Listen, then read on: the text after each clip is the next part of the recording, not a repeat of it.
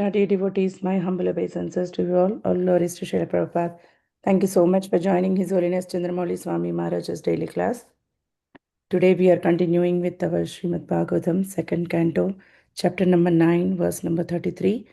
Yesterday we covered the part 1, where we discussed about the impersonalism and also about the Lord.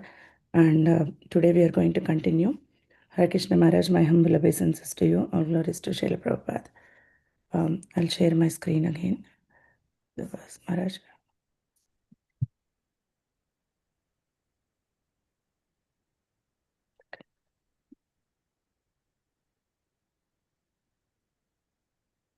Maharaj, you want to read the verse again, or shall we continue with the verse? Yeah, we read the verse each time. Okay.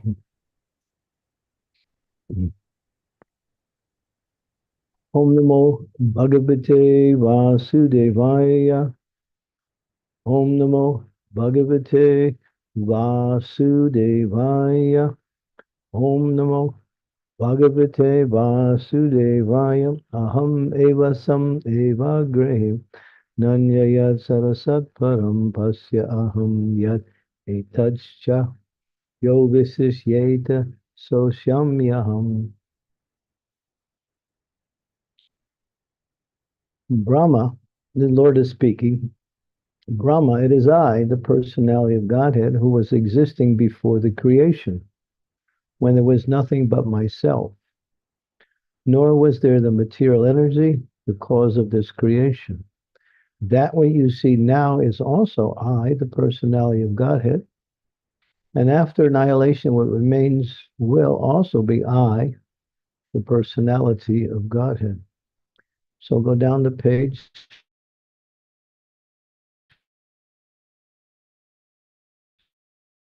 I think we have to start from this paragraph in another feature of this verse.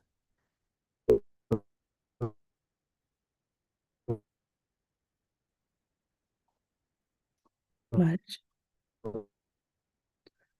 Your voice is cutting, Guru Maharaj. We are not able to hear you. Hare Krishna.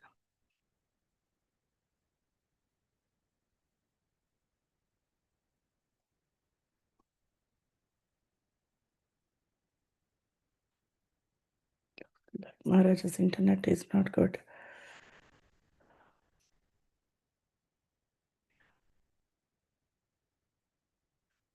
Guru Maharaj, you can unmute yourself. Okay,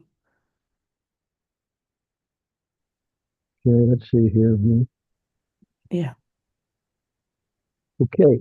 In another feature of this verse, no one can deny the personalities of both Lord Brahma and the Lord. Therefore, in the ultimate issue, both the predominator and the predominated are persons. Yesterday, we spoke about the difference between the predominator and the predominated. Now it is explaining both of these are person. This conclusion refutes the conclusion of the impersonalists that in the ultimate issue, everything is impersonal. This impersonal feature stressed by the less intelligent personal school is refuted by pointing out that the predominated I is the absolute truth and that he is a person. The predominated I, Brahma, is also a person, but he is not the absolute. So here's the distinction between the living entity and the source of all existence, Krishna. Both are persons. One is predominating, or means that everything is happening by his arrangements, and the other's predominant is also a person, us, but we are being predominated or controlled by the absolute person. So we have to understand this distinction very clearly. Both are persons. That's the main point. And one is controlling and the other one is controlled by that same controller. Okay. So that's us, the jiva. Brahma is also a jiva. For realization of oneself in the spiritual psychology, it may be convenient to assume oneself to be the same principle as the absolute truth. So what does that mean? To be the same person. If the thing keeps jumping, is there some reason for that? No, Maharaj, maybe it's on your side because of the poor internet. The screen keeps jumping. For me, it is stable, Maharaj. I'm not moving anything. Mataji is jumping for me as well, so maybe you want to reshare it. Okay, sure. Yes, Prabhu. Thank you. It's jumping. Oh, It's other people are seeing the jumping too? now, what about now? I shared again. Yes, Guru Maharaj. No, it's okay. Okay. Hmm. Okay, Maharaj, please continue. Okay.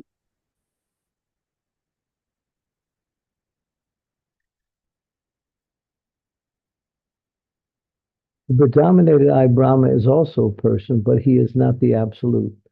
For realization of oneself in spiritual psychology, listen to this point, it may be convenient to assume oneself to be the same principle as the absolute truth.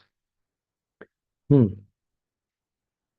understand one's spiritual position, one may assume to be the same as the absolute truth.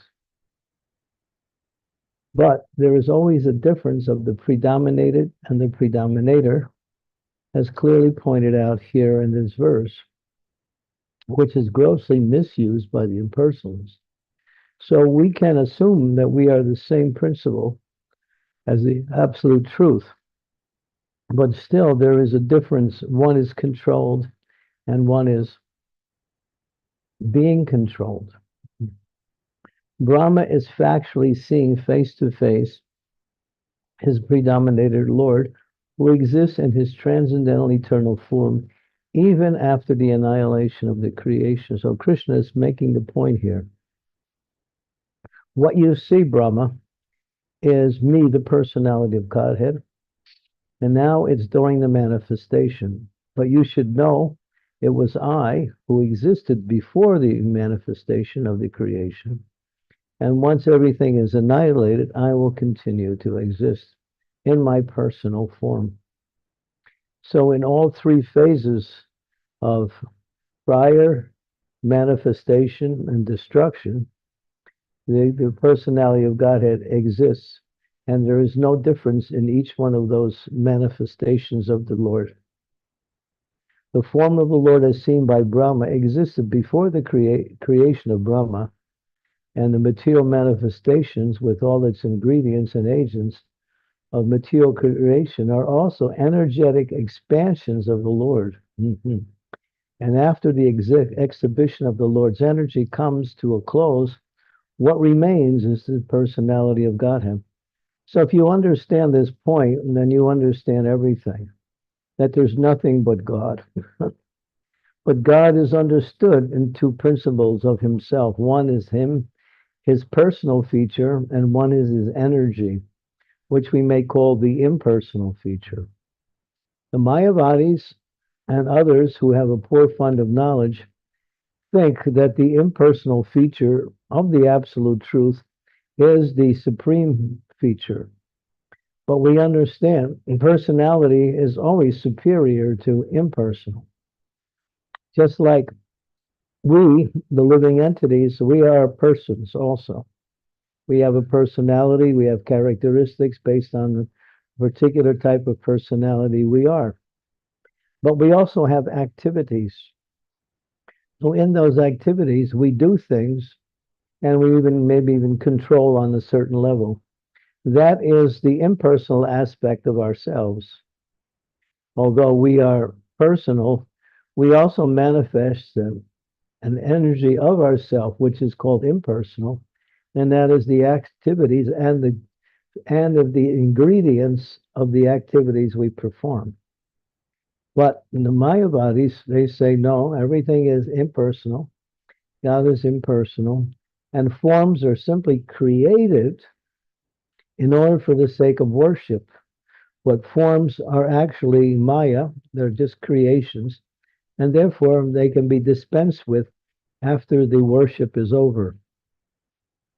when Lord Chaitanya was, before he manifested himself in the area of Navadvip, it was explained that in that particular area, people were creating deities and worshiping them. And then when they were done with the worship, they were throwing the deities in the river.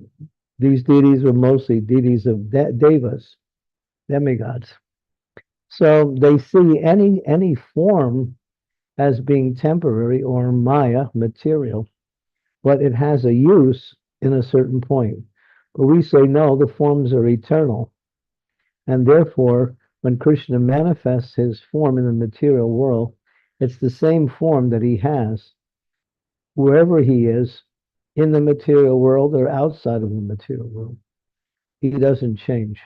The Vedic hymns confirm this fact in the statement, Vasudeva Vadam Idam Agre Asa Na Brahma Na Cha Sankara Eko Narayana Sit Na Brahmam Neshana. Before the creation, there was none except Vasudeva. Vasudeva means Krishna. There was neither Brahma nor Shankar, Shiva. Only Narayan was there, and no one else, neither Brahma nor Ishana. Sripat Sankaracharya also confirms in his comments on the Gita that Narayana, or the personality of Godhead, is transcendental to all creation, but that the whole creation is the product of manifestation or avyakta. Therefore, the difference between the creator and the created is always there, although both the creator and the created are of the same quality. This is interesting here, where it's explained that the personality of Godhead is transcendental to all creations. Now, Sankaracharya, who is the number one worshipable personality of the Mayavadis, is making this statement. But who is Shankaracharya? He is Lord Shiva in a disguised form to trick the Mayavadis by giving them off the idea of Sunyavadi and into the idea of monism. When when people were worshiping or performing activities in the Vedic system by doing animal sacrifices, they were misusing that particular ceremony because the purpose of the animal sacrifice is to rejuvenate the old animal and give it a new body. The people were using it and not qualified to chant the mantras, so they were killing the animal and then selling the flesh or eating the flesh for some personal profit. And this was going on quite regularly. And then Buddha came. Buddha said, forget your Vedas. Just worship, become, what is it called? Become, Buddha is called Gnostic. Gnostic means atheist. Now, Buddha is the personality of Godhead himself, but he comes as a personality who teaches Gnostic. In other words, forget the Vedas. If you're misusing something, then take that object and remove it.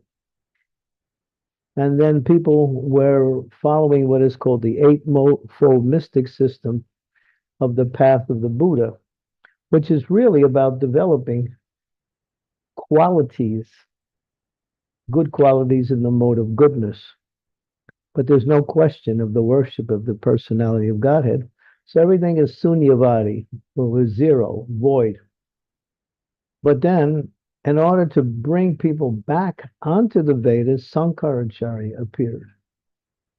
And Sankaracharya taught, yes, follow the Vedas, but follow it in a monistic way. And therefore, he was teaching everything is one. and there is no difference in the oneness. Both the creator and that is creation is also the same, only coming in different forms.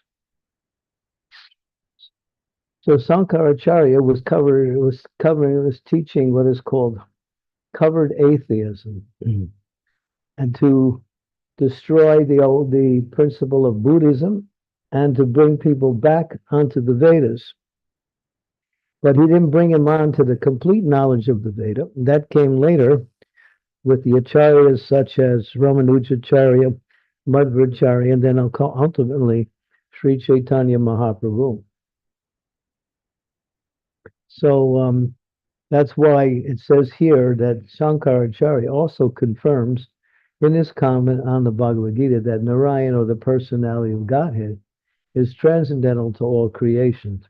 Although he was duping the Mayavadis, at the same time, he was interjecting the absolute truth at the same time. So it was a very difficult service he had to do, but only Lord Shiva could do that service.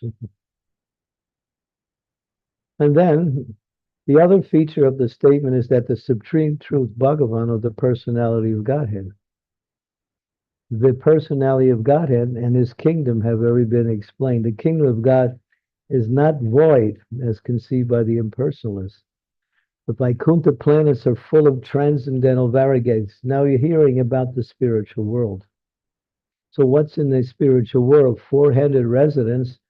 There are many thousands and millions, unlimited, uncountable planets, and residents have four hands, just like Lord Vishnu. And there's great opulence and wealth and prosperity. There are even airplanes, but they're not made out of these same airplanes that we hear nowadays with all motors and noise and crashing every once in a while. These were flower airplanes that people could get on it and chant some mantra, and then the airplane would take you wherever you wanted to go according to your chanting of the mantras. And there were other amenities required for high-grade personalities. Therefore, the personality of God had existed before the creation. He exists with all transcendental variegatedness in the Vaikuntha realms. Okay, Vaikuntha lokas. So the Lord, before the manifestation of the creation, he exists eternally in the spiritual world. The Vaikuntha lokas also are accepted in the Bhagavad Gita being Sanatanam. That means eternal, and are not annihilated after the annihilation of the manifested cosmos. Those transcendental planets are of different nature altogether, and that nature is not subjected to the rules and regulations of the material creation, maintenance, and annihilation. The existence of the personality of Godhead implies the existence of the Vaikuntha lokas. Okay.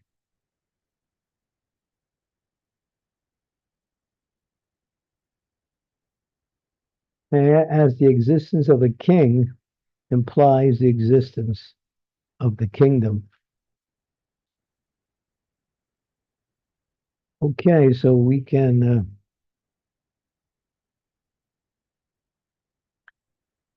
stop here, and then tomorrow we will finish the rest of the purport and explain a little bit. Oh no, actually,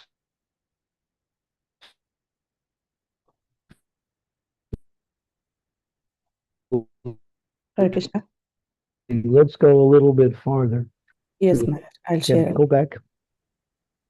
So, in various places in the Srimad Bhagavatam and other revealed scriptures, the existence of the personality of Godhead is mentioned by Maharaj Parikshit in 2.8.10. Sachapi yatra purusho vishwastir yudbhavapayaya muktvatma mayam mayesa sete sarva guhasayaha. How does the personality of Godhead, the cause of creation's maintenance and annihilation, who is always freed from the influence of the illusionary energy and the control of the same, lie in everyone's heart. So that same personality is the cause of the creation, maintenance, and the annihilation, is free from the all of the manifestations of how does he live within the hearts of everyone. Interesting. This is a question. So therefore, a similar question is given by Vidura. Tatvanam bhagavastesham katidam pratisankramaham tatramam kam upasiran ka uswit anuserite. Sridhar Swami explains in his notes. During the annihilation of the creation, who serves the Lord lying on the Sheshanag? So during the annihilation, the Lord sits on Sheshanag, but who's doing the service? This means that the transcendental Lord, with all his name, fame, quality, and power, also exists eternally.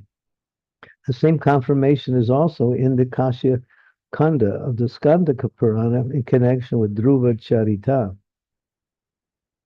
Na chavante piyad bhakta mahatyam pralayapadi achyutyo atochyutyo kila loke sa ekam sarvago vyayaha.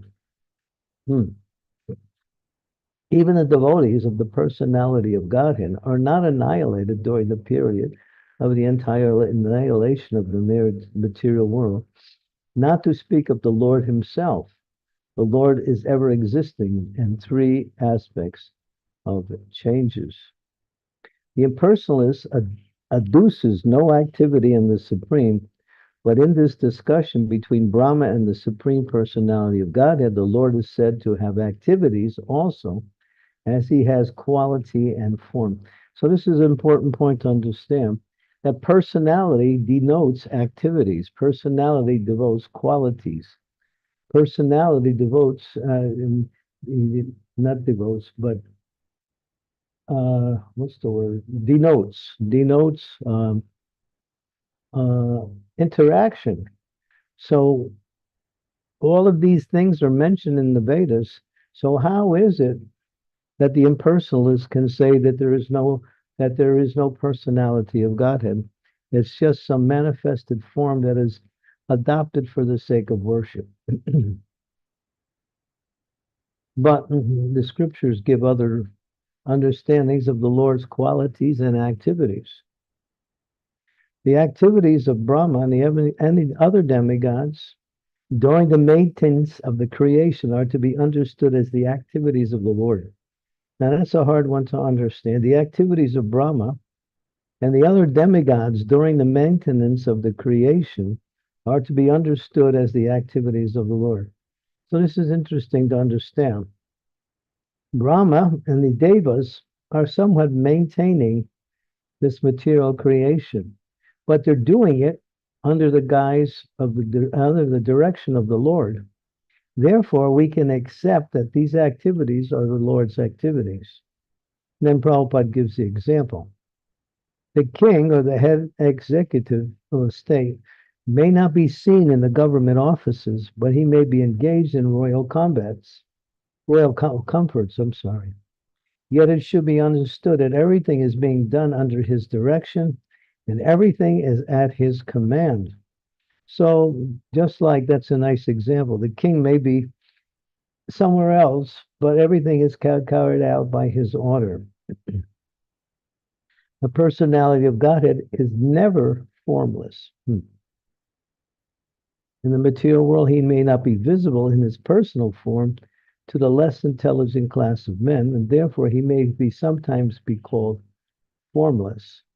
But actually, he is always in his eternal form in his Vaikuntha planets, as well as in other planets of the universe as different incarnations. The example of the sun is very appropriate in this connection. The sun in the night may not be visible to the eyes of the men in the darkness, but when the sun is visible, wherever it is, but whenever it has risen, the sun is not visible to the eyes of the inhabitants of a particular part of earth, does not mean that the sun has no form. Mhm. So sometimes people say, well, you have to show me God. You can see God by how things are working, because everything is working in a certain systematic and very organized way. And that systematic and organized way is the Lord's desire as he manifests his desire through his energy. Parasya Shakti Vidhaya Suyate Swabhavika Jnana Balakriya Cha. So all his energies are working perfectly.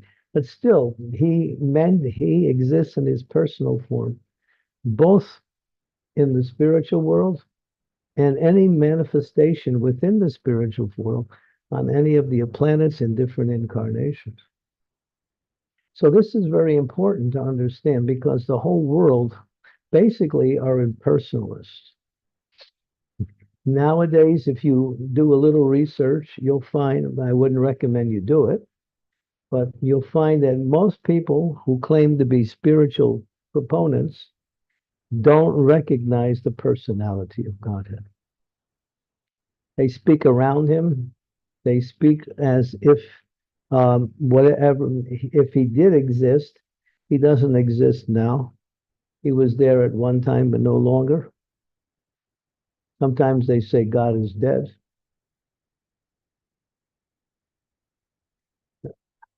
But God can never be dead, just like the living entities, us can never die either because we are eternal.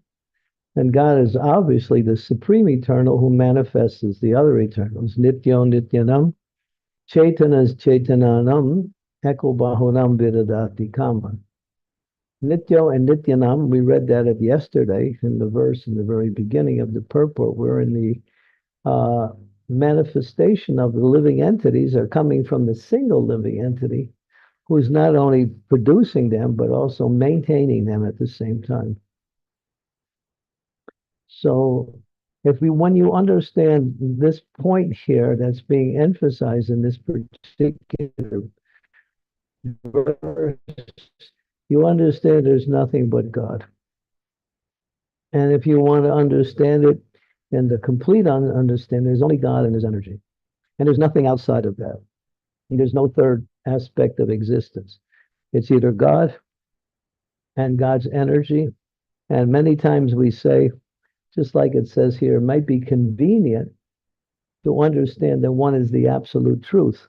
Yes, in the sense that there is a oneness between the living entities and God based on the quality of existence.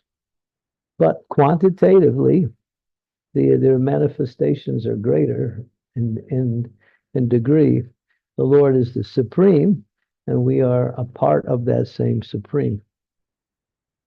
And so when you take it, and then you have the material energy, Bumera Panalobayu Kamana Bodhave Hankar Itiyame Bina Prakriti Astada.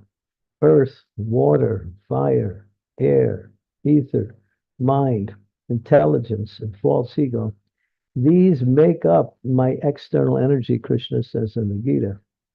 Outside of that, there's nothing that is included within the external energy. These 8 elements combined in different forms and manifested in different ways are the ingredients that make up all of creation. And who created the elements? You can say, well, we can create water. We can take hydrogen and oxygen and mix it together. We can make water. But then who created the minerals, the elements, the hydrogen and the oxygen? Can you create these chemicals? You can mix them, but you can't create them. So the ingredients for the mixing is coming from the Lord himself, as he is the source of all ingredients of existence. Otherwise, there is no existence, because if it's not manifested, you can't create. Just like they say, well, creation came when a bunch of gases were floating in the air, and then at one point the gases interact, and then there was an explosion. And then when there was an explosion, everything manifested in a separate form. And then these separate forms came together in different ways and created the material energy. Does that make any sense? And that's what they say. I can give you a very simple analogy. If you want to build your house, so you need so many ingredients, right? You need maybe wood, maybe cement, glass, and various types of other materials. And then you also need the tools by which you work with. So if you put all of the tools and all of the ingredients in one big pile, and then you take some dynamite and you blow it up, are you going to get a house? That's called the Big Bang Theory. Big Bang Construction Company, right?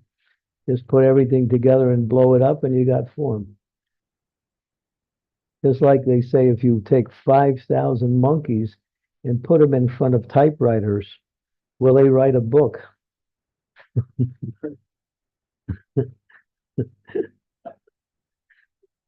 There's no intelligence there. So everything is coming by higher intelligence.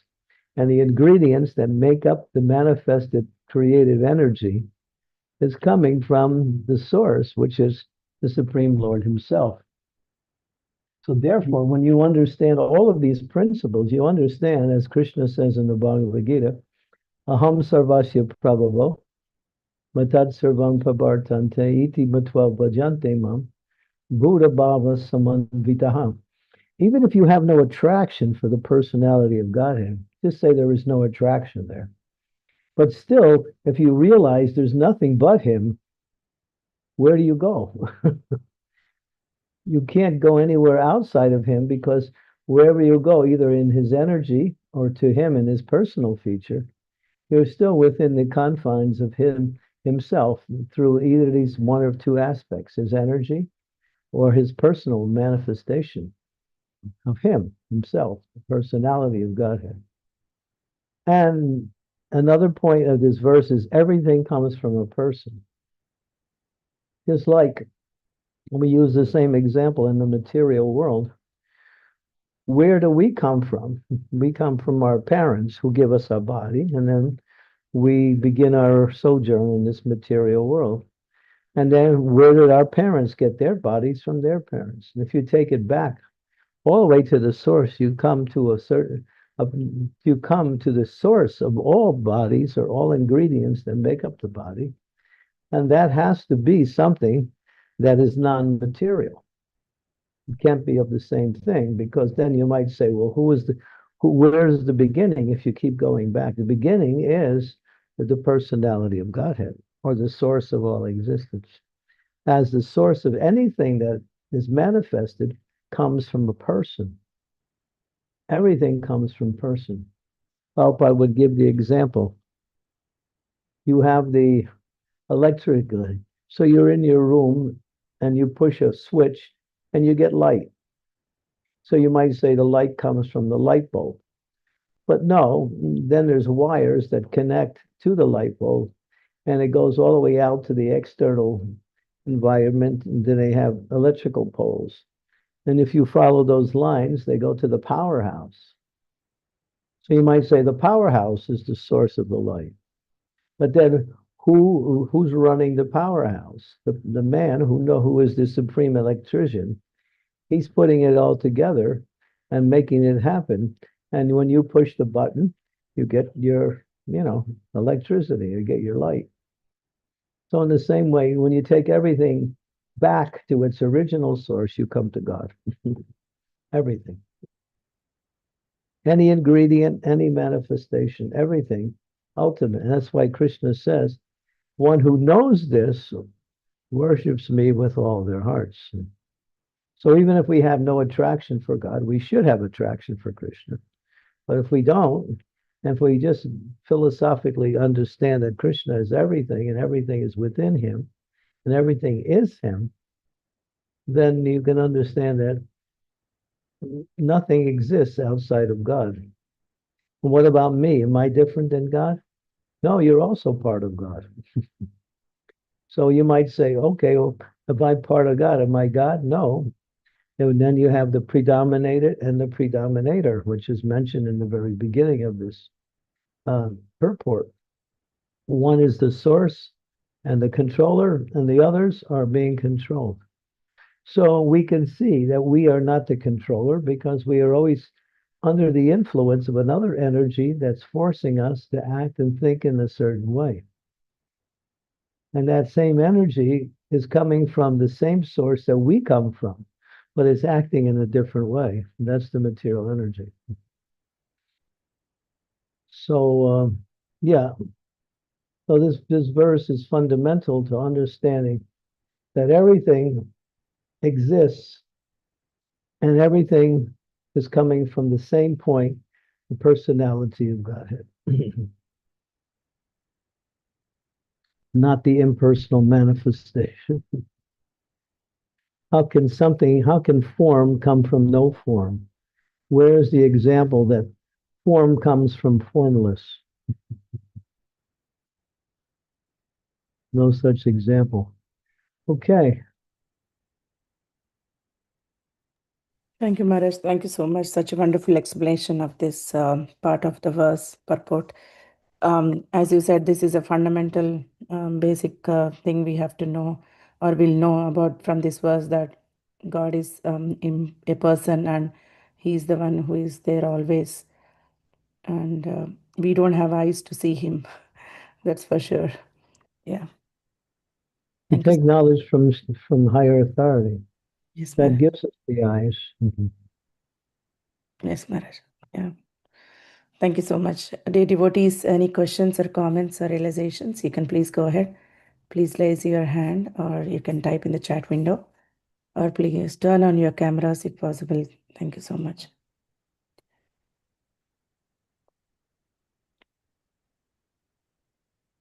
Yeah. Sridevi Mataji. Thank you, Shrimati. Dear Maharaj, please accept my humble obeisances. All glories to Prabhupada. All glories to you. Maharaj, as you were explaining about the Lord, yes, at the moment we don't have the eyes, we don't have the qualifications. But Srila Prabhupada reassured us that by following this process of Bhakti Yoga, there will come a time when you will see the Lord face to face. So, if we have this conviction that by following Srila Prabhupada's instructions, we are going to meet the Lord face to face. After all, George Harrison said, if there is a God, I want to see him, I want to meet him. So, that conviction we should have in our heart. Yes, right now I cannot see him, but the day will come when I will be able to see him. You can see him through his energies. You can see him through how everything is working. You can see him through creation, but to see him personally means one has to be qualified.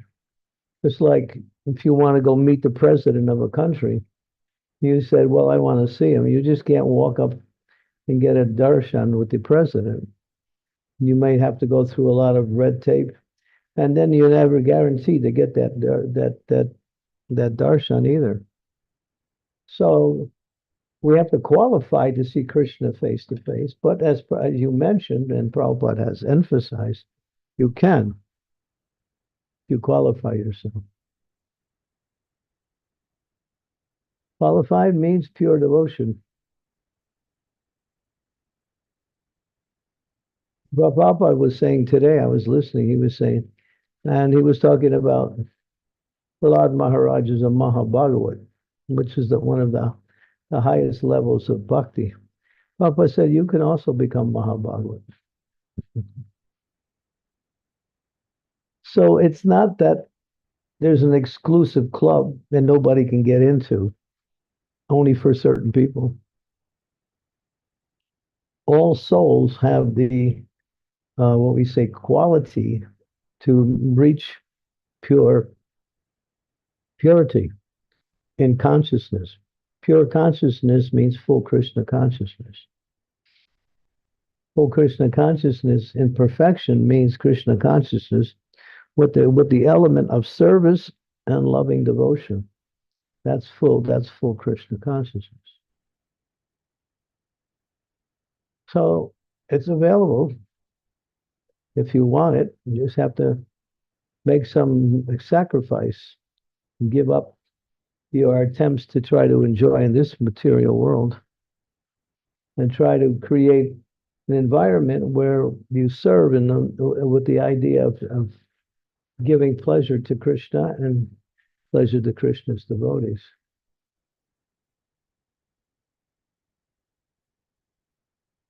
Yes, Guru Maharaj. That's the first step.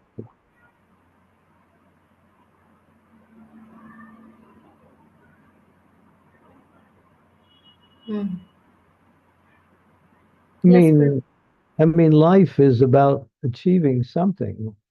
If we're just if we get a nice house, we get a nice position in society, we have nice family members, and we are never in want of anything, is that success?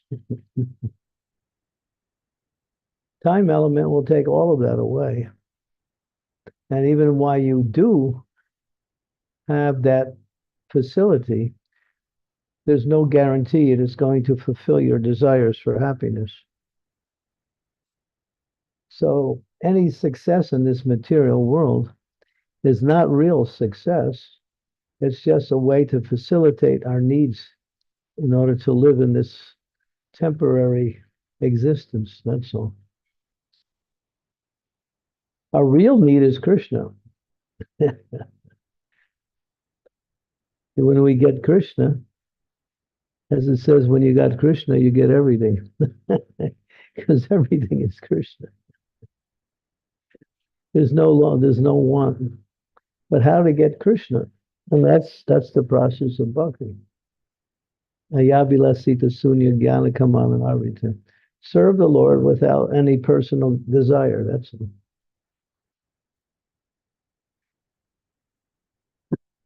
When you love someone, then you will do anything for that person to show your love for that person.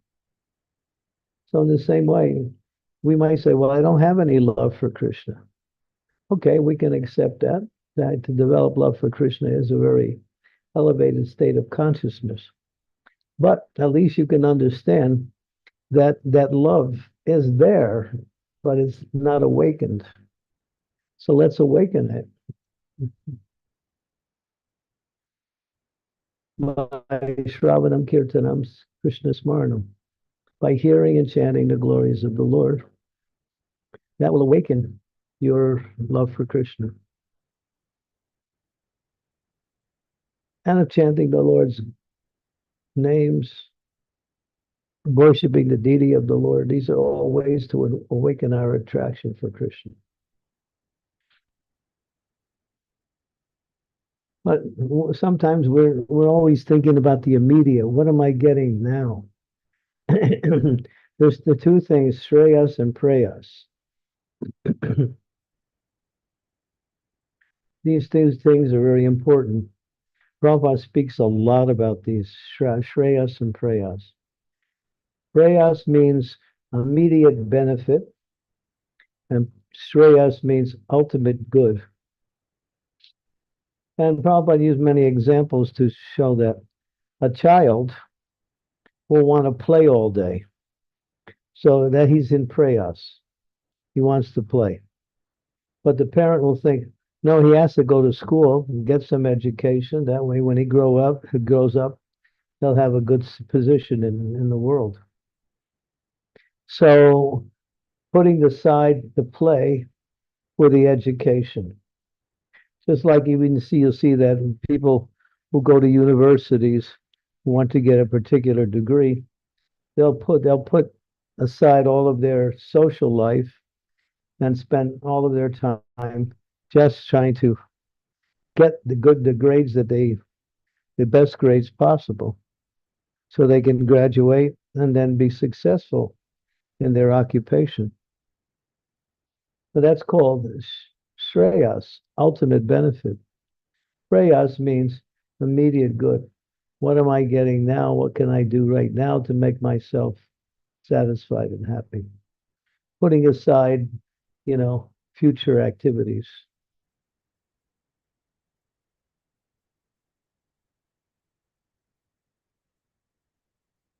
Yeah. So if the Krishna is available, as you said, everyone can see Krishna, but that's Shreyas, not Prayas. Mhm.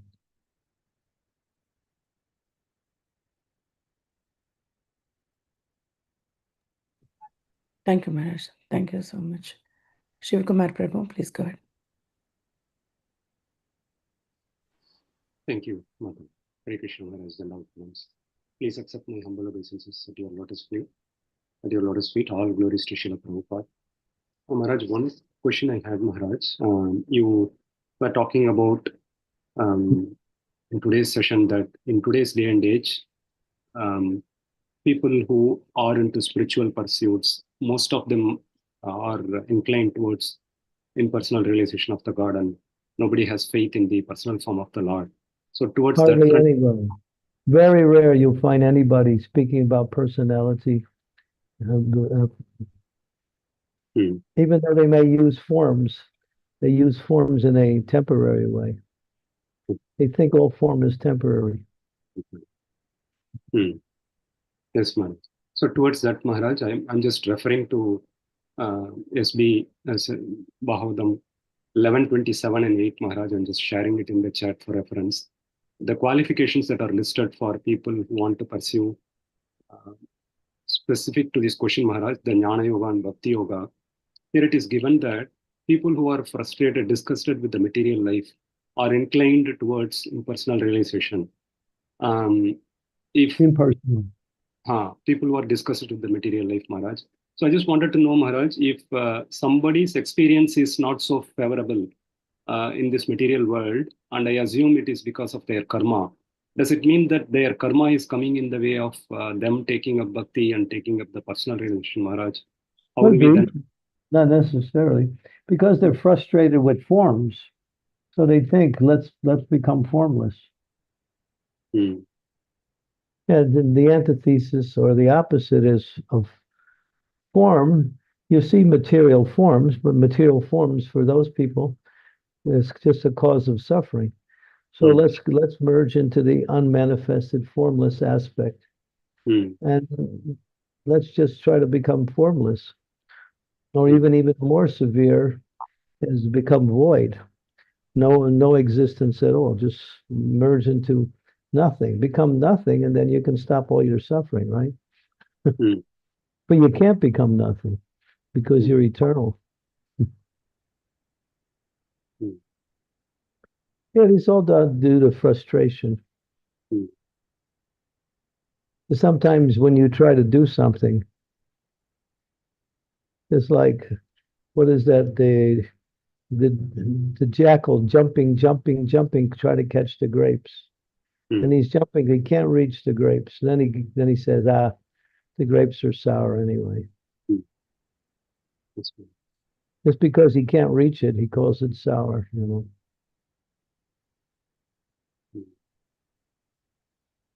So, you know, we're trying to be happy in the material world, so we can. So just throw out everything and just be void. Just meditate, go to some secluded place and practice some kind of yoga or something. So Maharaj, that's where I had this question, Maharaj. Does it not then mean that those people are denied of their chance of taking up bhakti just because of their own karma, Maharaj? Is that not? It may be karma, may due to association. Okay. If we get the association of Vaishnavas, they may not go that way. Okay. But karma is an influence there. Just like you see, for example, there's people who practice Krishna consciousness for years, but never come forward for initiation. They'll go on 10, 15.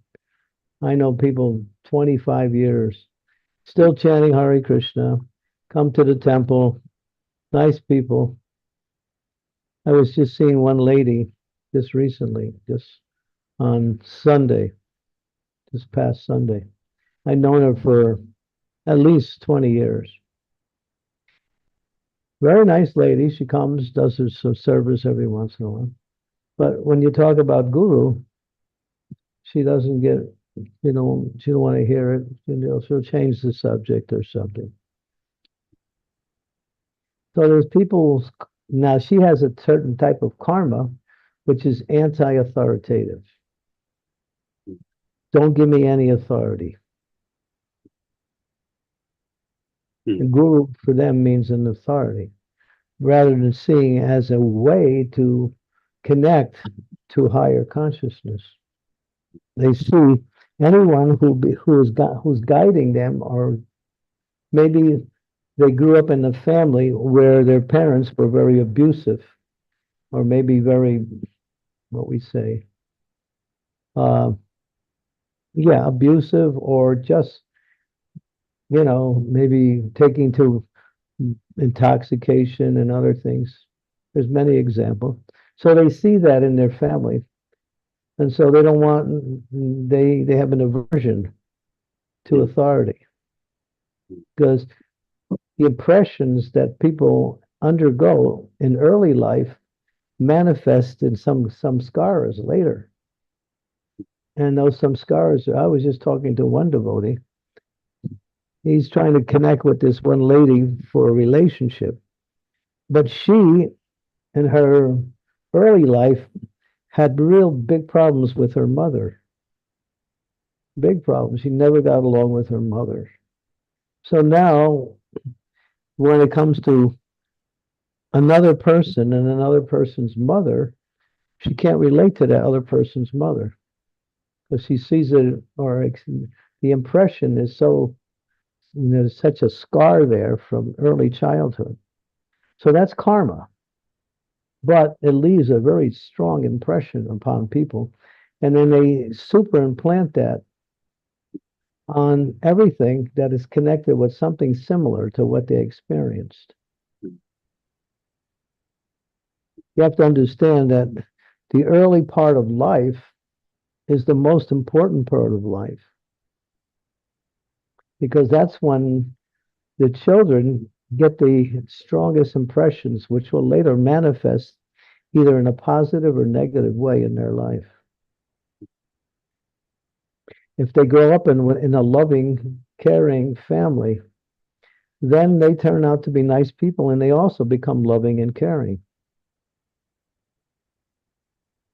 Of course, there's exceptions, though. But that's how usually karma. There's one story about one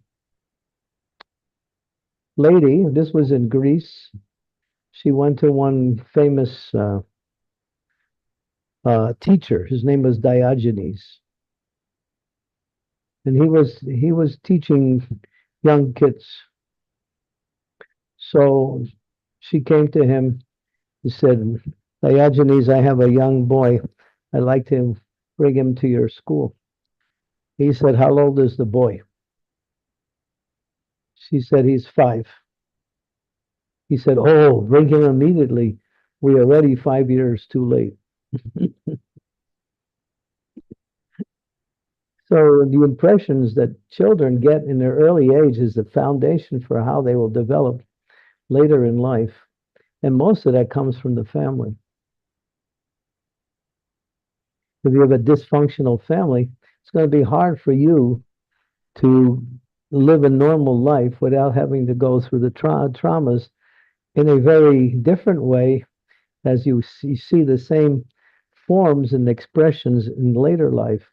You flash back to maybe you won't even see the exact thing, but the impression is there. Therefore, you develop a certain attitude. Yeah.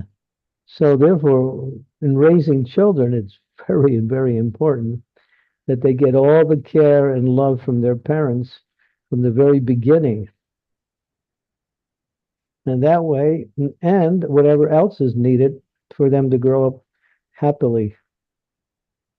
If they have qualified parents who are very loving and caring and know how to take care of children, grow up and teach them in the right way, then they become, what we say, they become an asset to everyone who they meet in their later life. They actually become a beneficiary of everyone because they have that same experience in their own life. If they're abused, then usually it says the abused later becomes the abuser.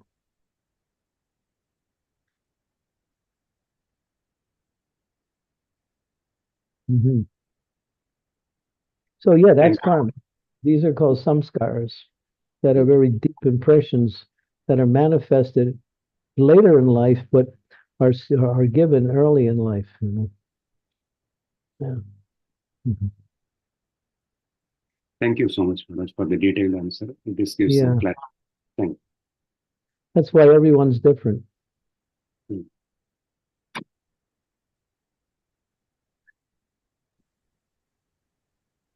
Thank you, Maharaj. Thank you so much. Anjali Mataji, please go ahead. Hare Krishna Guru Maharaj, please accept my humble obeisances unto your lotus feet. All glories to Srila Prabhupada, all glories to you. Guru Maharaj, you were talking about shreyas and prayers, what Prabhupada ji was talking. In one of his lecture, I was listening that he also talked about Ekant Shreyas. And he said that it is done by the spiritual master. He knows what all verses to pick from Vedas, and he knows the his disciple, and accordingly he gives so that the disciple can elevate in his spiritual life.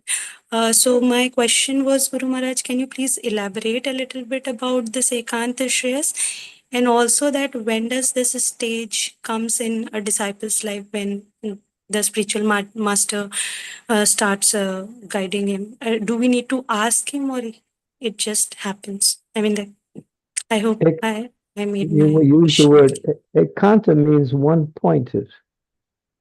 So ekanta, what was the second word you used? Ekanta Shreyash, long term and short term, but you were describing, I also heard in a lecture where on Srimad Bhagavatam, Prabhupada ji was telling that prayers is like you are looking for short terms, and Shreyas is you're looking for long term things. But then Oh, he also, Shreyas and Shreyas. Yeah. yes. Yeah. So there he was also telling that about Ekanta Shreyash, which he said that the spiritual master knows his disciples, and he picks the right verses from all the Vedas and all the scriptures, and he helps the disciple to grow in Krishna's love. So when does that stage comes in a disciple's life, and do the disciple need to? Can come at the very beginning. Can come anytime, but it can come at the beginning also. When the disciples show some eagerness to learn, they ask questions to the spiritual master about their own practice, and then the spiritual master will see and give them some guidance, practical or even some philosophical principles by which they can practice. So it doesn't come at a certain time. It can come at any time. And Guru Maharaj, what a disciple should do to bring themselves to that stage? Be inquisitive. That's it. It says that in the Bhagavatam. Where is that verse, Sri Devi? It's in the section of first canto, second chapter. It's in those series of verses. 1, 2, maybe 7, 8, 9, 10, 11, somewhere in that area. The inquisitive student, the word inquisitive is there. Look it up. Yes, Maharaj.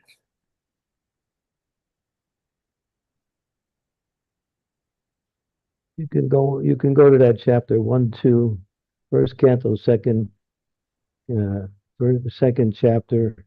Start with verse number 7 and just read down the page. Yeah. Let's see, where's this?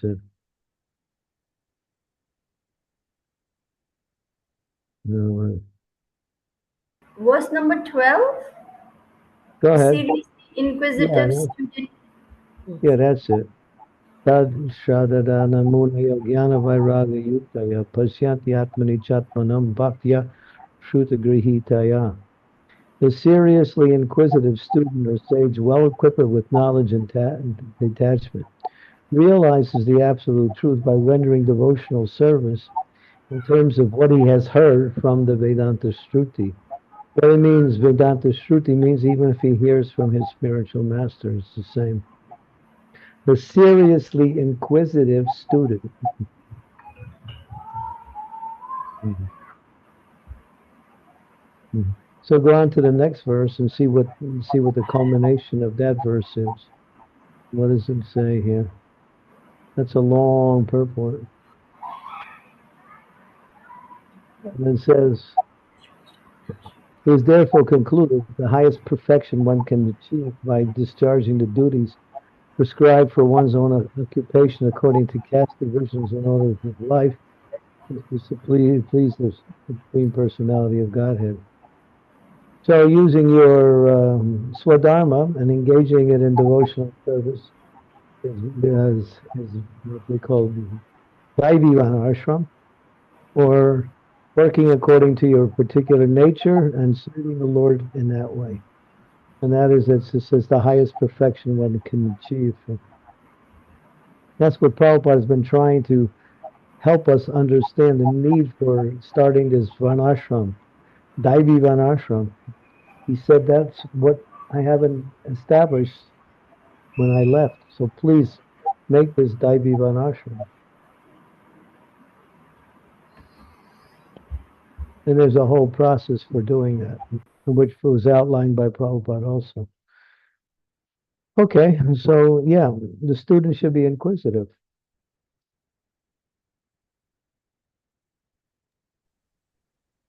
Yes.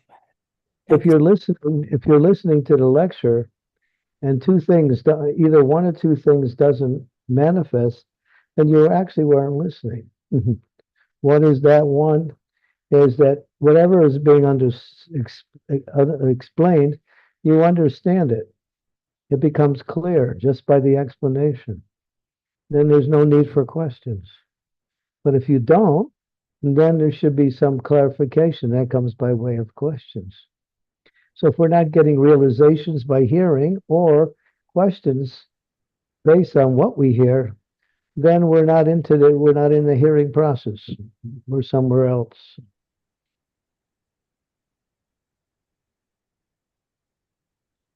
I mean, if you're listening to everything that was said today and you agree with everything and you understand it, then there's no doubt, no need for questions. But if you hear it and you're not clear and there's some reason to get some further understanding, this is what we're here for. Ask a question. And then that becomes clear. Yeah. Thank you, Guru Maharaj. Yeah. Thank you, Mataji. Nice question. Silpesh Prabhu, please go ahead. Hare Krishna Guru Maharaj, please accept my humble obeisances. All glories to Srila Prabhupada. All glories to your lotus feet. All glories to the assembled devotees. Guru Maharaj, if we experience traumatic events at an early age, so they can be due to karma from previous lives. So then how do we release those samskaras, and are they related to anartas as well? How to get rid of those samskaras? Yes, and are they related to anartas? They could be related to an artist. They could be related to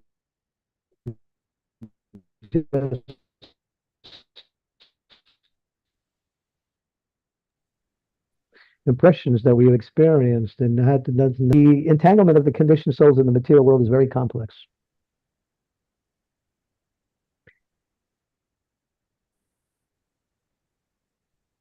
Very complex. Say they're trying to wash coal. Does coal ever become clean? No. So the process of purification continues because we don't really understand how how deeply we are entangled in this material world. And that's some scars, impressions, events, situations, personalities. And this is going out Maya Devase, Kacho Bese, life after life after life. So all of these things still exist within the consciousness of the living entity. And as the mind takes the body, the mind takes the soul from one body to another. We have the same mind, life after life after life. You're not starting from, point zero when you're born. There's already some stuff written on the slate due to your past life, and it's cumulative. It's complex. I'll give you an example. This is one I've spoken a few times. When Dhritarashtra approached Krishna at the end of the battle of Kurukshetra, he said, Krishna, can you help me? I want to know my karma. I had 100 sons and they were all killed in the battle, and I was born blind. What was my karma? And Krishna said, well, 50 lives ago, not your previous life, 50 lives before, you were a hunter. You shot a flaming arrow into a nest of birds. There was 100 birds in the nest. They all died. The mother bird got away and she was blinded by the fire. Krishna revealed his karma. And then he said to Krishna, 50 lives. Why 50 lives? Well, Krishna said it took you 50 lives to get enough sukriti, pious activities, where you can have 100 sons. To have a son is considered to be an element of some previous pious activity. So it took him 50 lives to get enough pious activities and credits where he had 100 sons, and then his karma came in. If you have a debt and you can't pay it because you have no money, because nowadays you declare bankruptcy. But in olden days, your debts were not nullified just simply by recording bank. In the olden days, if you, just for instance, Prabhupada tells the story of one man, he died with so many debts. So his son took up the point and found out all of his father's debtors and paid everything off, so his father could be free from that karma.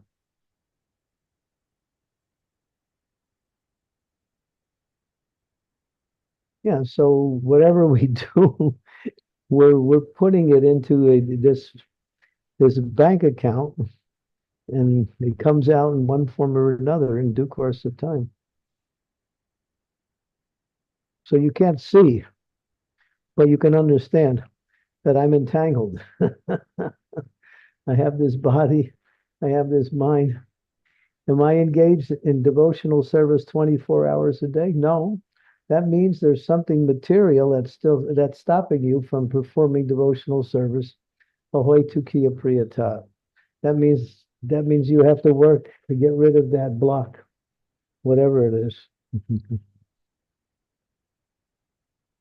May be easy to see, it may not be so easy to see. Maybe it'd be some infatuation with the material energy. Or maybe your inability to surrender to Krishna.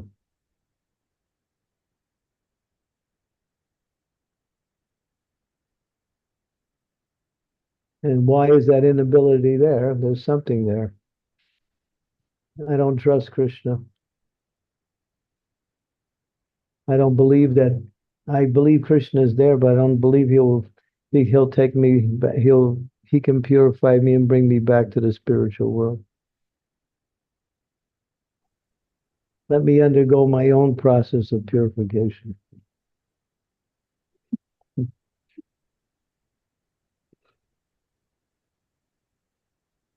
So it's good to reveal these doubts to our mentors or to our guru, or to clarify. 100%. Yeah. For the doubting soul, there's neither happiness in this world or in the next, Krishna says. Whatever doubts you have, then get rid of them. Ask the questions that will relieve those doubts.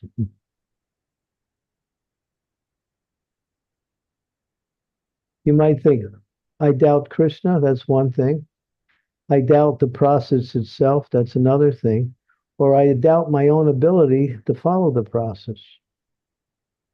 So doubts may come in one of those three categories.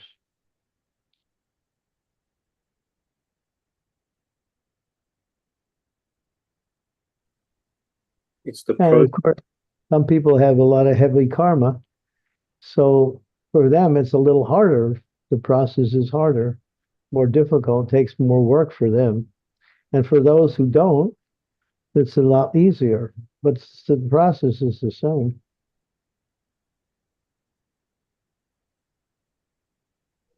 The intelligent kid, when he listens to the lectures, he can understand everything. The kid who doesn't have much intelligence, he has to write everything down, and even after he reads what he writes down, he can't remember what he heard.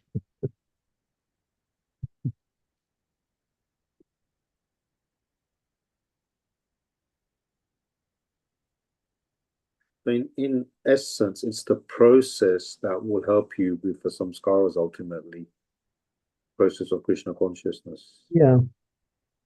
Yeah, but a lot of it falls on the glorification of the Lord. Chant the holy names. Chaito Darpana Marjanam. This destroys a lot of our anarthas, past karma. Except for Parabdha karma, all karma is destroyed. What's Prarabdha karma? Sri Devi, tell him what Parabdha karma is. Prarabdha karma is what we are already undergoing, what is already manifested, what we are already suffering from. So that's there, we are going through it. But those which are in the seed form, kutam, bijam, those are still in the seed form, and by the power and the potency of the yogic, this bhakti yoga process, they will get destroyed. So we don't have to pay for that because it's getting destroyed through this process of bhakti yoga. But it's still being manifested yet. So Yes. stay in the process. And it's a good thing that the existing karmas that you're experiencing, they brought me to Krishna consciousness. So that's a good thing in that sense, like having to experience Yeah. that. Whatever it takes to get you there. And Krishna minimizes even that for devotees. He makes it bearable, otherwise we'd be finished. If we had to pay the full price for what we have done, we probably wouldn't have been able to engage in devotional service. No, that's the mercy of Guru. He takes some of your reactions of your activities and he nullifies them at the time of initiation.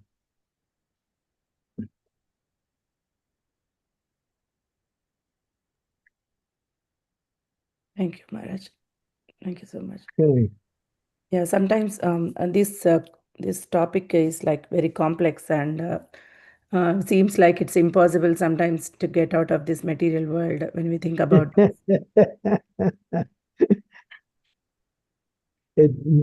You're not alone. this. Thank you. Yeah, it's possible, but it is possible. Yes, Maharaj. As you said, stay in the process. Yes. Yeah. The word Durga, she's a superintendent of this material world. Durga. But Durga means Durga. Dur means fort, and Ga means go. So if you want to get out of a fortress, it's not easy. Yeah. She's the superintendent of this material world, and she keeps you locked in. But if you try to pacify Durga, it's like trying to pacify the police officer after you committed a crime. Better to go to the governor. He can relieve you of the crime, not the police officer. Yes.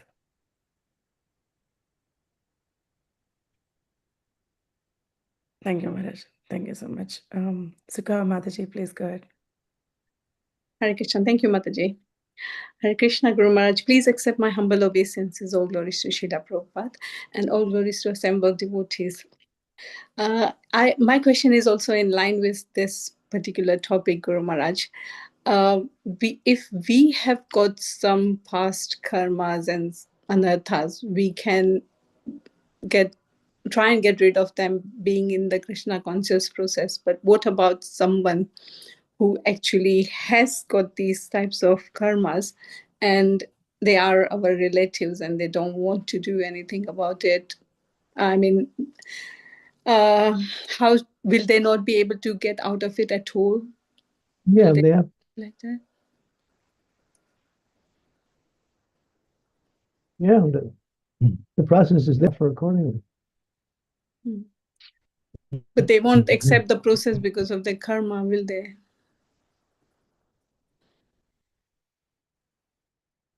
Influence them to not to accept the process.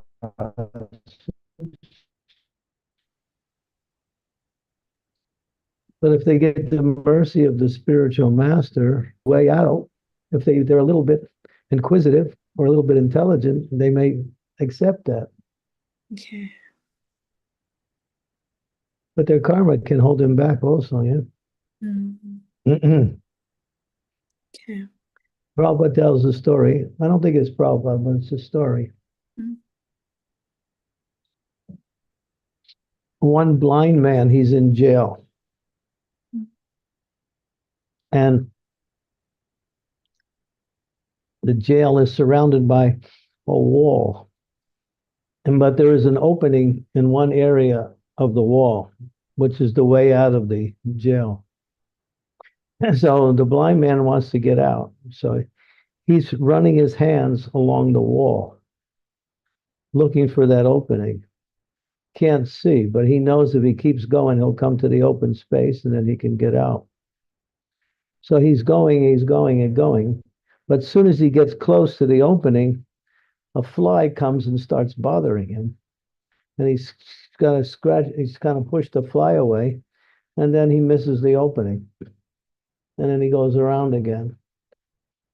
And then he comes to the same place again. And as soon as he's ready to get out again, something comes and bothers him again and distracts his mind from what he's doing. And then he misses the opening again. So there's a way out, but we get distracted by our material attachments.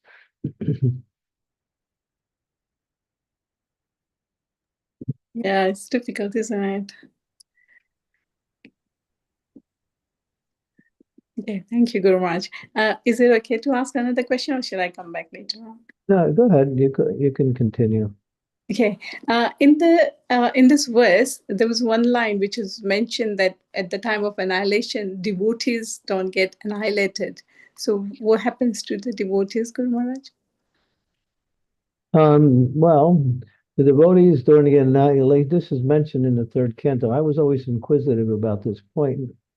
And I was thinking, if you're doing devotional service and the annihilation comes, does that mean your bhakti stops due to the annihilation? Because it says bhakti cannot be interfered with by anything external.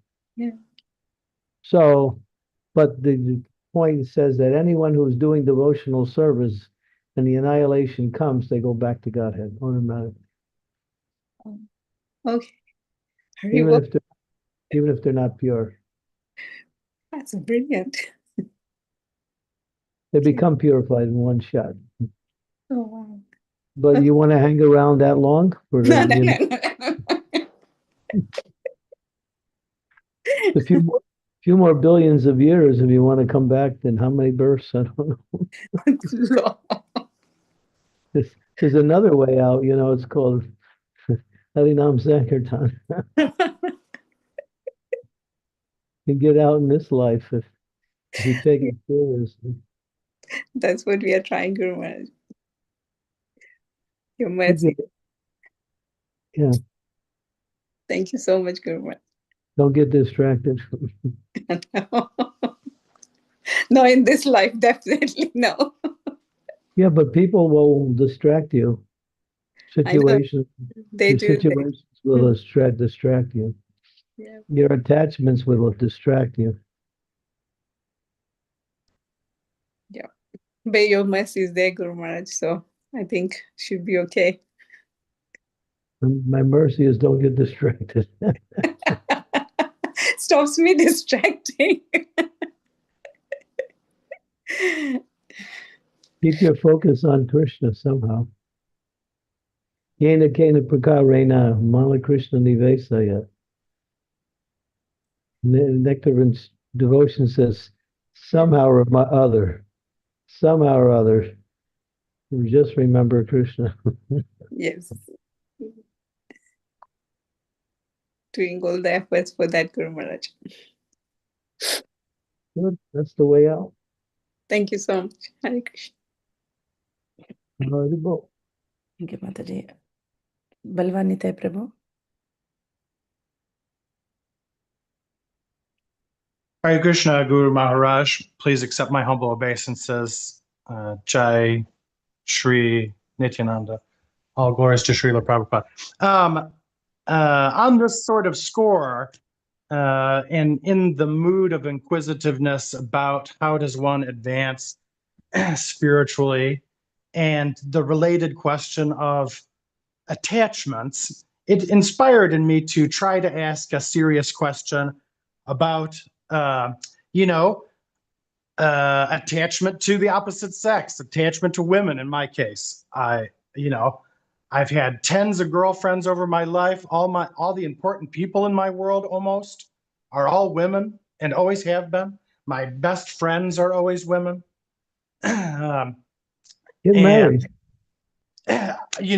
None of my relationships with women, the longest ever, 3 years.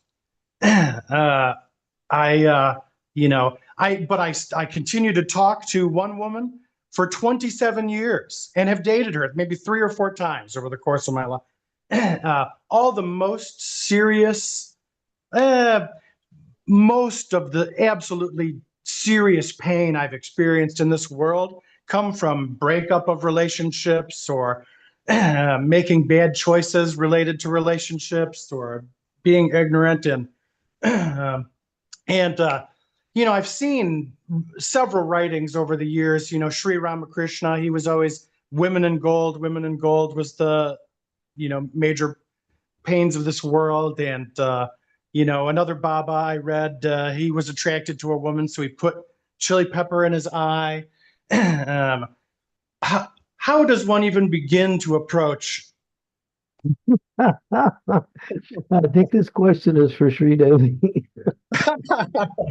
I noticed she was very much listening to what you were saying. She does counseling in this area. So That's so. Yeah. So say something, Sri Devi, and then I'll fill in.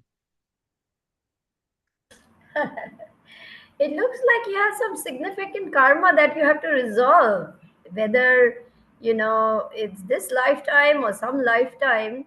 You have to make peace with it, whatever it is, whatever those souls have come to teach you and you have come to teach them. That entanglement will continue unless you resolve whatever differences, forgive those who have hurt you, let you down.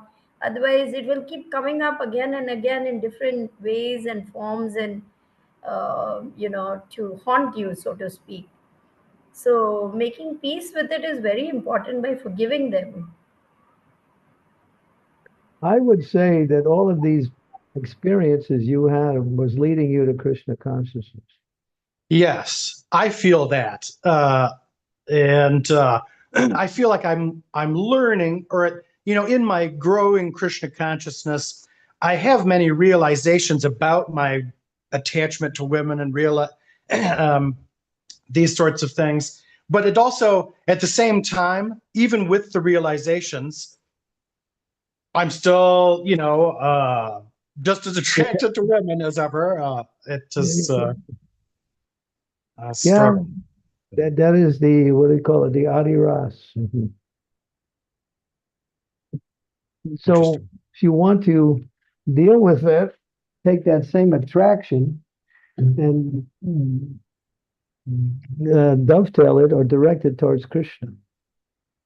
There's a thing called Adi Ras. Adi Ras is our natural love for Krishna. It's there within the soul. When that Adi Ras gets diverted to the external energy in the form of the opposite sex, it becomes a very, so that same attraction to Krishna is there within the soul, but now it's being directed towards the objects in this world, particularly the opposite sex. So what you need to do is just reverse that same process and bring that same attraction back to Krishna. Hear about Krishna, chant about Krishna, read about Krishna, get attracted to Krishna. And that attraction is there. It's just covered, and now it's been diverted away from Krishna to the external energy. But as you mentioned, it's one of the most difficult things to get over. Attraction to the opposite sex.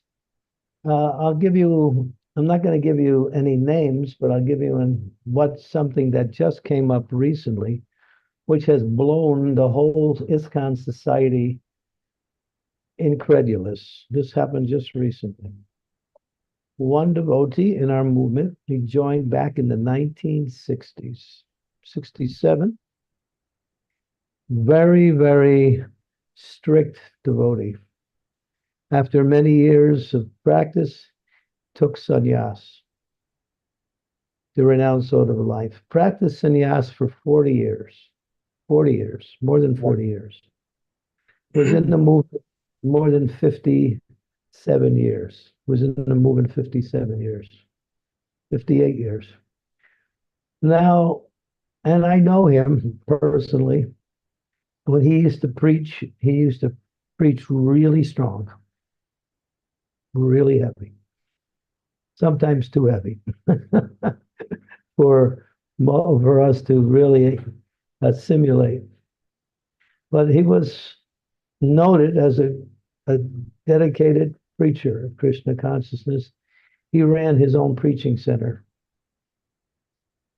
And then now, just recently, about 6 months ago, he fell down, got attracted nobody knows the details.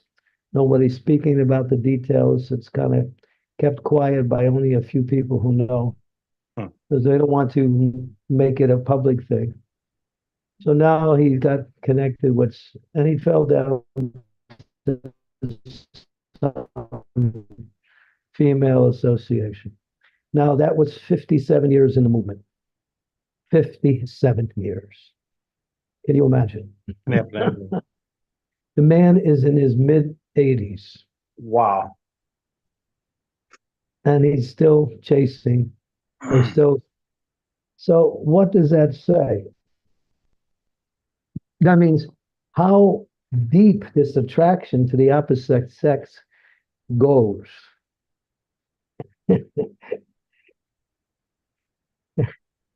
And if you read the Bhagavatam, I would suggest you read this section. This will help you. Write this down. This is an instruction for you. Write this feature down. One moment, Guru Maharaj. Third canto of Srimad Bhagavatam, 31st chapter. Oh, I need a pen.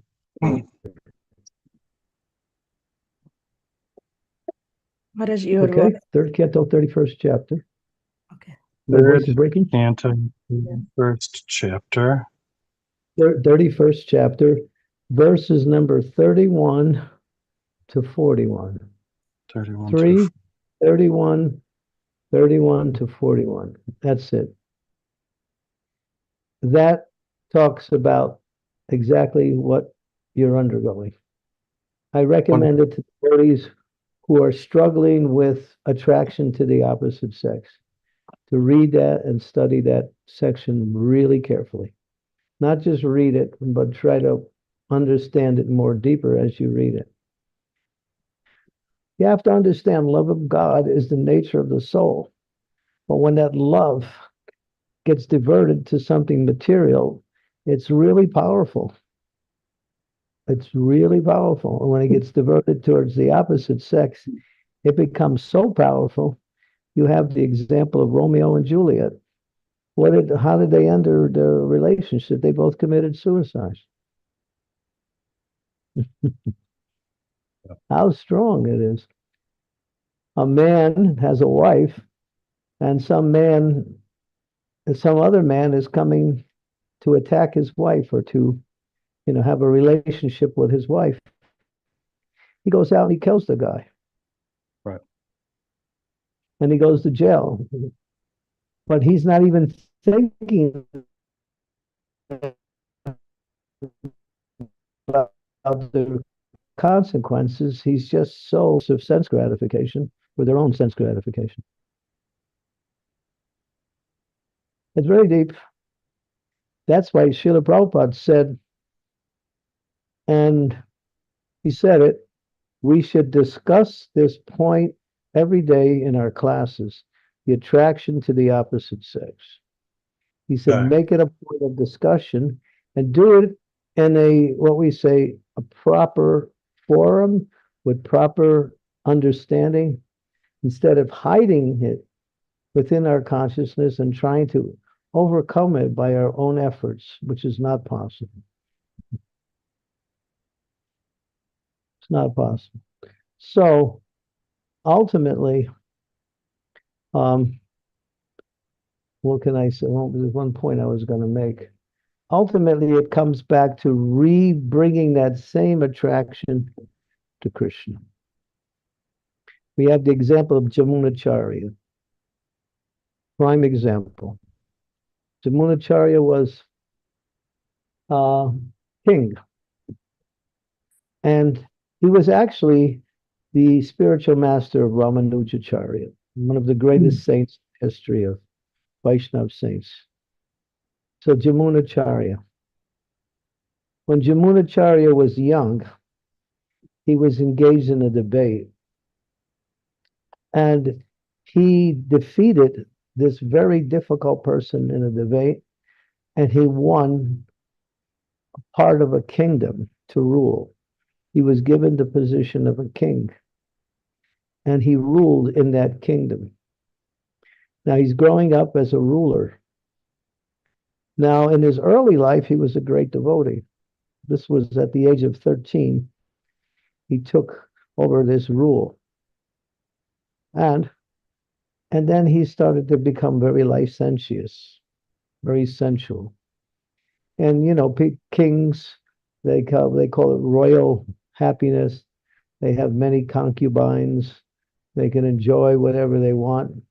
And, I heard of many stories where big people who have so many millions of dollars, they catch one beautiful girl. They're about 75 years old. They get a young girl. They have some relationship. And then it breaks up. They give the girl $1 million, and then they find another girl. I mean, this is a true story. I mean, I've heard this directly. So people are so absorbed in sense gratification, and the epitome of sense gratification manifests in the attraction for the opposite sex. Not the attraction, but the wrong attraction to the opposite sex. Attraction to the opposite sex you cannot give up. You can spiritualize it in the form of marriage. And then you keep your energies within that, but you follow the regulative principles. which means no illicit sex. That means only sex in marriage for the procreation of children. You're there with a wife, you have a family, you can make progress in spiritual life together as a group, not individually within the family, but together. And then you can also achieve perfection at the end of life. But to get rid of that attraction outside without following regulative religious principles and also being aware of that attraction, how deep it is, then there's no hope. And I gave you the example of that one sannyasi in our movement, 57 years. Unbelievable. He was 85 years old. Can you imagine that? You can hear one Bhakti Vikash Maharaj. He speaks about it in a very incredulous. He said, I've been in this movement for 50 years. I couldn't believe what I heard. He talks about it. There's a video. You can go on YouTube and look for Bhakti Vikash Maharaj's statement about that, if you're interested. We don't speak about his name or what caused him to that we don't want to. We want to make it easy for him to come back. There's a chance he may come back. We hope he comes back. But this was a situation that how strong this attraction can be, even after practicing Krishna consciousness seriously for more than 50 years. You can go to Srimati, go to first canto, second chapter, verse number 17. Yes, Maharaj. This is Srila Prabhupada's purport on this verse, 1 to 17. Yes, Maharaj. Srinvata Swakata Krishna, Purnya Shravana Kirtanaha, Ridyanto Abhadrani, Vidyanoti Suhit Satam. The personality of God, who is Paramatma, super soul in everyone's heart, and the benefactor of the truthful, he cleanses desire for material enjoyment from the heart of the devotee who has developed the urge to hear his messages, which are in themselves virtues when properly heard and chanted. So this is about Krishna helping the devotee become purified who is eager to hear about Krishna. So go down the page. Keep going. We'll go all the way down. Okay. Here we go. Go back up a little. Yeah. Here he goes. Read that paragraph where it says, one cannot enter into the kingdom of God. One cannot enter into the kingdom of God unless one is perfectly cleared of all sins. The material sins are products of our desires to lord it over material nature. It is very difficult to get rid of such desires. Women and wealth are very difficult problems for the devotee making progress on the path of back to Godhead. Many stalwarts in the devotional line fell victim to these allurements and thus retreated from the path of liberation. But when one is helped by the Lord Himself, the whole process becomes as easy as anything by the divine grace of the Lord. To become restless in the contact of women and wealth is not an astonishment, because every living being is associated with such things from remote time, practically immemorial, and it takes time to recover from this foreign nature. But if one is engaged in hearing the glories of the Lord, gradually he realizes his real position. By the grace of God, such a devotee gets sufficient strength to defend himself from the state of disturbances, and gradually all disturbing elements are eliminated from his mind. So that spells it out.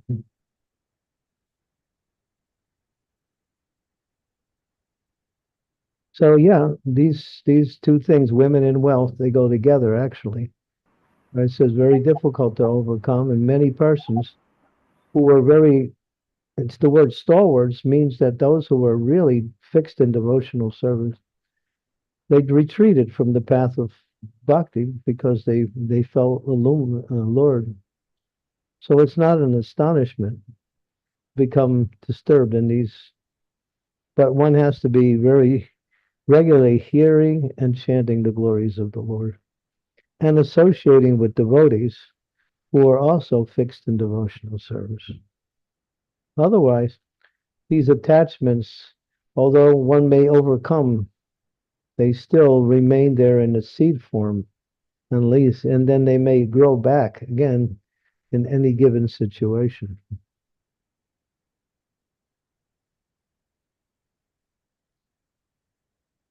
Okay. Beautiful. Thank you so much, Guru Maharaj. Lots to consider. Thank you for the discussion. If you continue to stay with the process to the end, you'll be victorious. Just never give up. That's all. Thank you. I won't. Thank you. Thank you. Jai. Thank you. Sri Devi is cheering you on.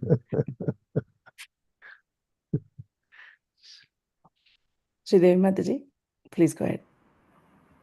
Thank you. Thank you. Maharaj, we are speaking so much about the entanglement of the material energy and how devotee is really taking the pains, the effort to understand his real position and get more attracted to Krishna, engage in devotional service to Krishna. But the vast majority of people, they have no idea and they're busy wallowing in one sense gratificatory thing after another, running after this, running after that, running after that. They don't even want to get out of entanglement. They are very happy staying in the entanglement. And when they see us devotees, they think we are crazy. Why are you denying it? That's why you're here, to help them get out. Yeah, Prabhupada said you have to somehow use whatever it takes to get them attracted to Krishna. So we use different methods to get people attracted to Krishna. And if none of them works, then their own suffering is one of the best ways to get them at least stop developing their attraction for material energy.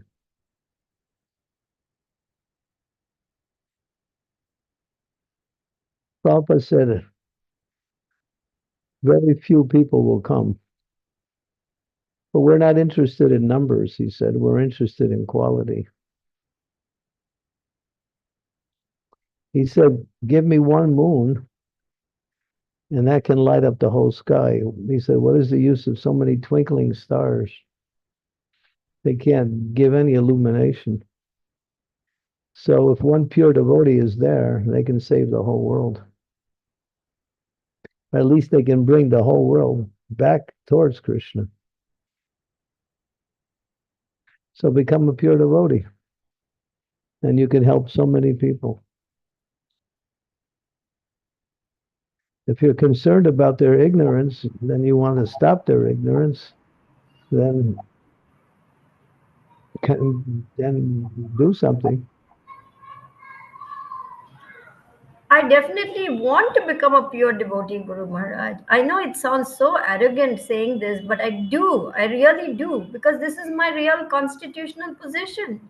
I mean, I'm the one who strayed away from this and got myself into trouble. So I do want to become a pure devotee. But when we say such things, people think that we are being very arrogant or aiming too high or. You don't pay attention to these people. Pay attention to the ones that understand what you're doing. It says, you can lead a horse to water, but you can't make him drink. It says, don't throw, what is it? So don't throw your pearls to swines. If you give nice pearls to swines, they'll chew on it or step on it. If you give halva to a pig, they'll just roll it in the dirt. That's all. So don't waste time with people who are not interested. That's just a waste of time. There are people who are interested or who need some help or looking for something. Find those. They're more plentiful than the ones that are not interested. especially nowadays, people are looking more, searching more.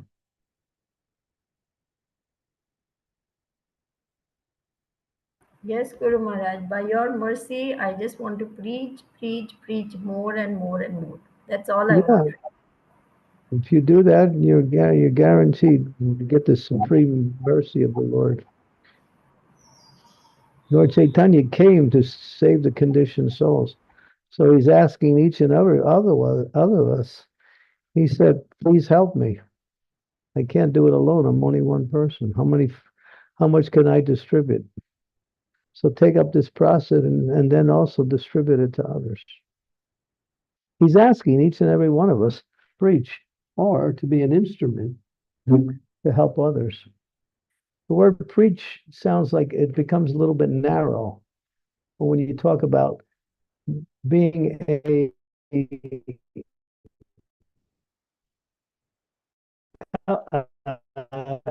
instrument for the mercy of your spiritual master in the form of bringing others, preaching means reaching out. Could mean counseling, could mean holding kirtans, could mean going to holy places. These are all forms of bringing people closer to Krishna.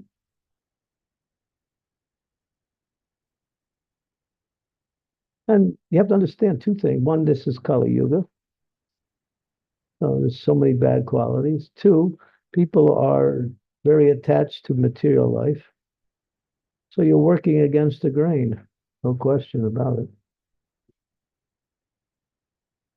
Even devotees, people come to Krishna consciousness. They want Krishna, but they still want their material life also.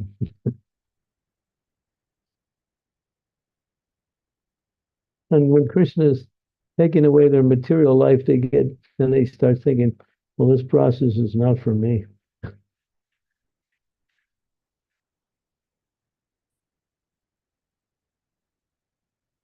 And you go to Krishna and you write down, Krishna, here's the things you take away, and here's the ones you don't mess with.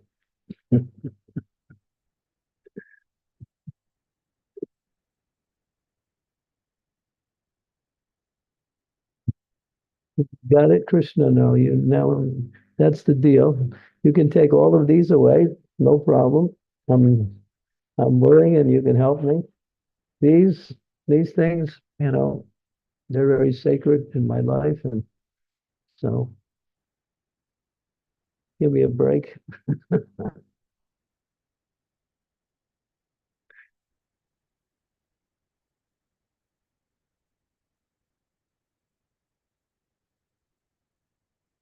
It shouldn't be like that. Manaso deho geho, you get you more arpilu to alpide, Nanda Kishore. Gorangi Priya, sing that song. Yes, Mataji. How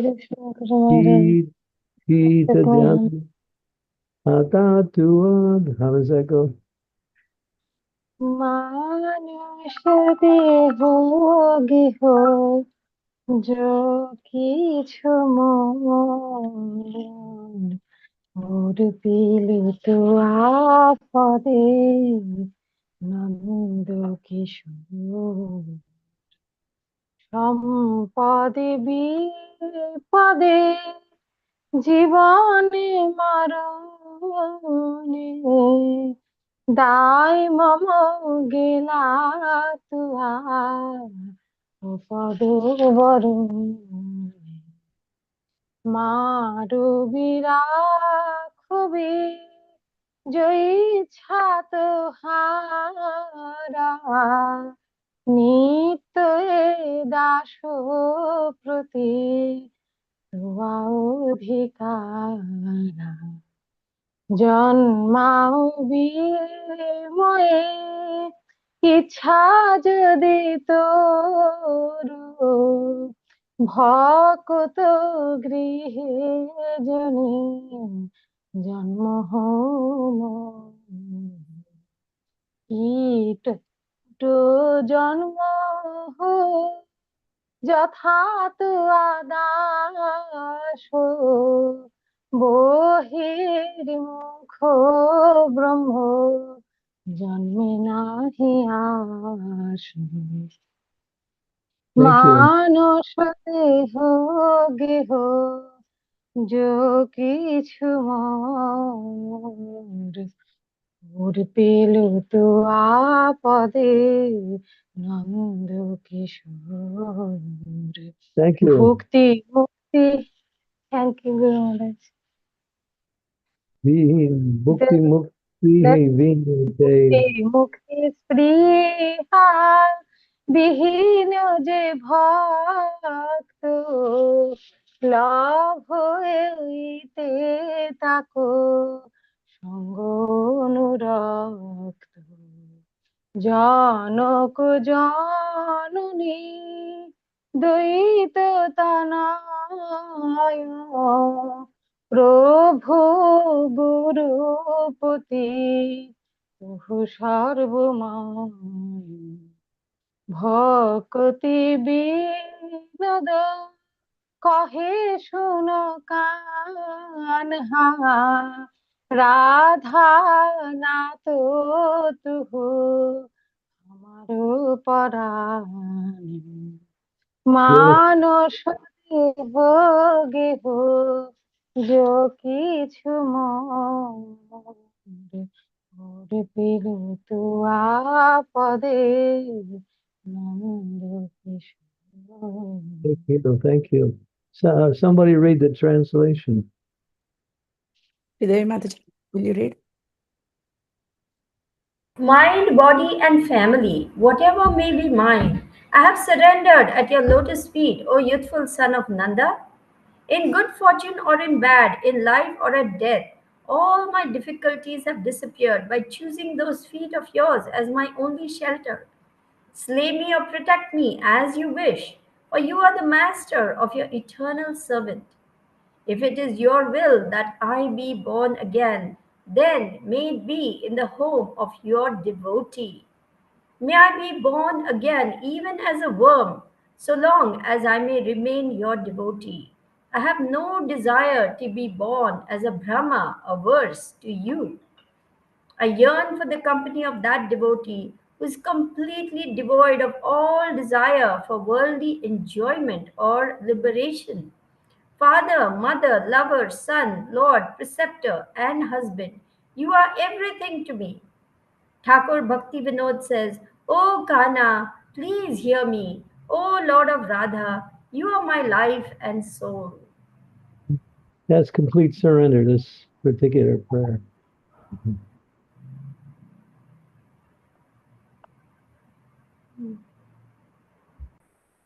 Thank you, Gauri Priya. That was transcendentally deep.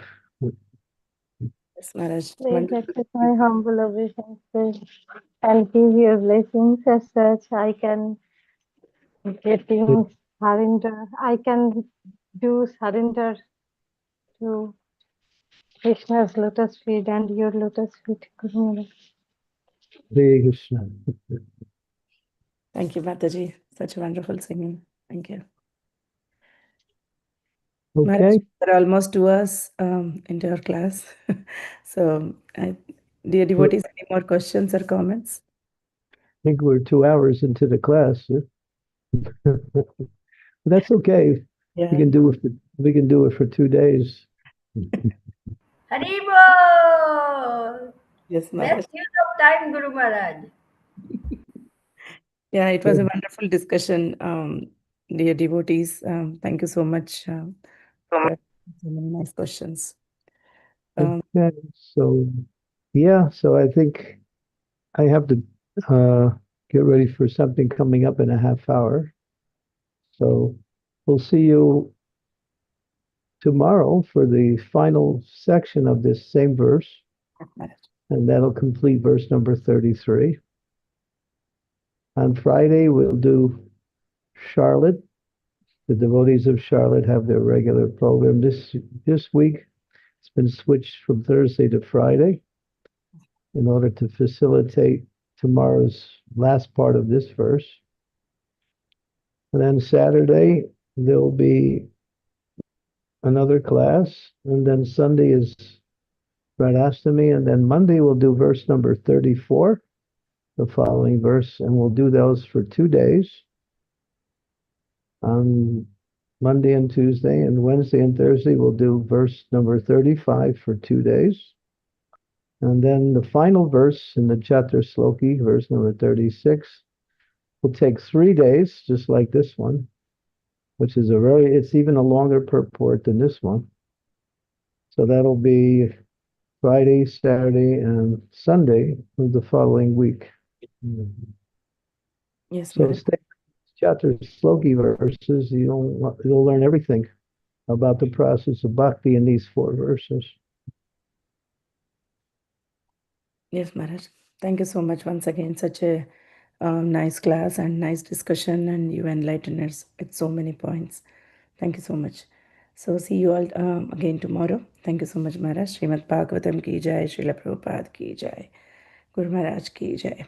Thank you so much. Hare Krishna. Guru Maharaj.